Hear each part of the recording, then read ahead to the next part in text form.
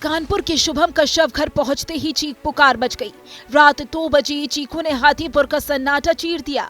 शुभम का शव देख चाची, चाचा और दादी समेत सभी परिजन बेहाल हो गए। पिता भाई के कंधे पर सिर रखकर रोने लगा।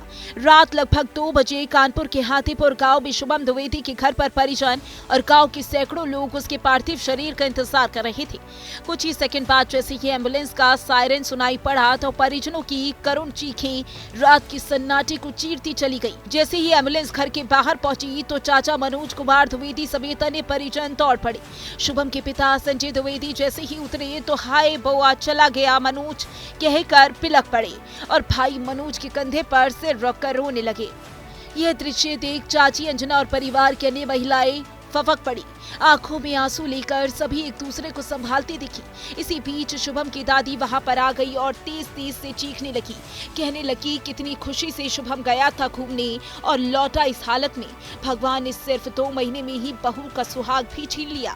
अब कौन मुझे अम्मा बुलाएगा। इसके बाद एम्बुलेंस में रखे ताबूत को परिजनों ने उतारा तो हर आंख रोई। दादी चाची समेत अन्य परिजन शव से लिपट कर चीखने लगे कि बउआ उठ जाओ। इसके बाद डीप फ्रीजर में शव रखा गया।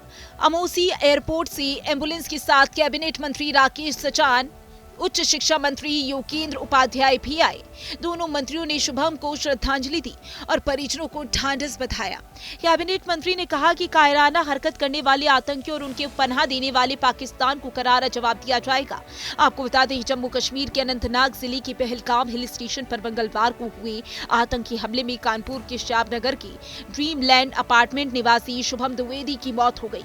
अपनी पत्नी के साथ एक रेस्टोरेंट के बाहर बैठकर कुछ खा रहे शुभम से आतंकियों ने पहले धर्म पूछा, कहा हिंदू हो या मुस्लिम, यदि मुस्लिम हो तो कलमा पढ़ो। जैसे ही शुभम ने नहीं में सिर हिलाया, आतंकियों ने तुरंत शुभम के सिर में गोली मार दी। पास बैठी पत्नी ईशान्या चिल्ला उठी कि मुझे भी गोली मार दो। इसके बाद वह बेहोश हो गई। बता दें, शुभम और यशोदा नगर की रहने वाली ईशान्या की शादी 2 महीने पहले 12 फरवरी को हुई थी। शादी के बाद पहली बार दोनों अपने परिवार के साथ घूमने गए थे।